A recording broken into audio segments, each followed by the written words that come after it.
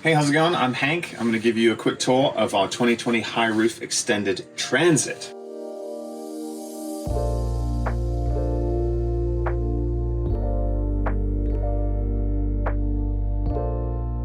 So we come straight into the kitchen, big counter space. We've done a lot of vans and we always find that counter space is something that's really important. So we have this full depth counter space, not a little tiny guy, with a bunch of storage cabinets underneath. And these cabinets are all full depth.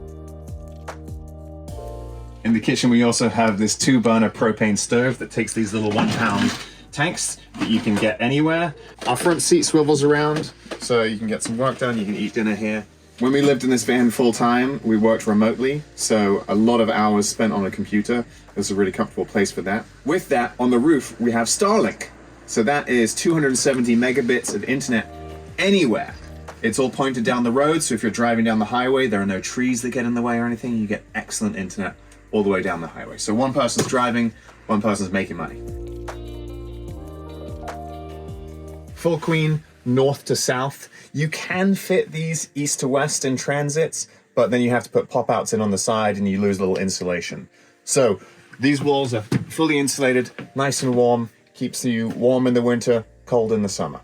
We have 2 ventilation fans, one above the galley area here, and then right above the bed. They are both blow and suck. For our electrical system, everything is solar and powered by 3 lithium-ion batteries. The batteries for the house are connected to the car battery in a way that if either battery gets to 100%, it then continues to charge the other one. So what that means is if you're out in the middle of nowhere, your driving battery is never going to die because the solar panels are going to charge it. And what it also means is if you are parked underneath a tree on a cloudy day, you can run the engine to then charge the house batteries and have all your Starlink and your plumbing and everything operate perfectly. While we're here, let's look at the fridge freezer. So under this seat here, we have a 24/7 fridge freezer that runs non-stop on solar. Would you like an ice pop? So underneath the bed, we have this really, really long tunnel that goes all the way to the back door for storage of tools, bikes. We kept 2 e-bikes down here and a 1-wheel. And at times, we actually had a 15-foot canoe running from the back all the way to the front, and it fit by about this much. Excellent. So either side of the tunnel, we have these storage cubbies, and then this back corner is the electrical system. In here we have our 3 lithium-ion batteries stacked. With that we have a 3,000-watt inverter, and what that does is runs all of our outlets. We have outlets all over the van, especially one back here so you can charge your e-bikes. So with these outlets we then also have some 12-volt outlets, lower power outlets, for charging your phone. There's one on either side of the bed and a couple up front and a couple really nice areas. And then on this side, the opposite side to the garage, we have full-length storage. This is the full length of the bed, and this is great for skis, snowboards, whatever, paddles. We keep all of our garage stuff, our hoses for our water tanks and all that, tent, all that stuff. Kind of the deep storage stuff that you don't need access to every day can go here. And you can fit in there. If you need to bring a third friend, they can sleep down there.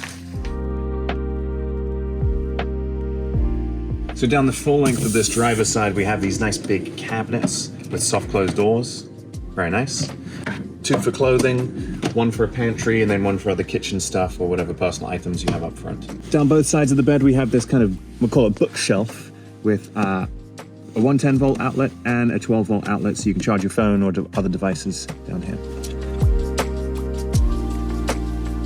So this cabin's really, really comfortable. I mean, you put in a lot of hours living in the van, driving, so the seat needs to be comfortable. Comes with all the standard things you'd have in a modern car, cruise control, lane assist, collision warning, all that stuff. Our rear view mirror is a camera system. It shows a live feed from a camera out the back of the car, and then it also has a camera facing forward. Both of these cameras also work as dash cams, so they're constantly recording the whole time you're driving. In case you get in an accident and someone says it's your fault, you have proof that you did nothing wrong because you're the best driver in the world. You've never made a mistake at all. So one major decision we made in this van was to not put in a curtain here. We decided instead to use magnetic shades that stick up in the windows and give us both full privacy and access to this space while you're parked up still. We have a full set for the whole van, insulated, blackout, magnetic shades to get full privacy and heat reduction in here. Really nice. We have a full roof rack for our solar panels and our air ventilation and a fairing up front. The fairing actually increases by this much your miles per gallon. It reduces drag over the solar panels and protects them from trees and whatever. On the roof too, the Starlink dish for internet anywhere you want to be. There's a good amount of extra space if you ever wanted to add anything in the future to that same roof rack. This van's been ultra capable for living in full time. We were in it for more than 6 months with no issues. Spent 6 months driving around the US in this thing and had an absolutely great time.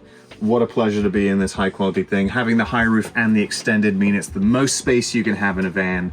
Of all the vans, of the Dodge, the Mercedes, of the Ford, it was plenty of space for me, my wife, and our 2 dogs. Well, thank you for checking us out.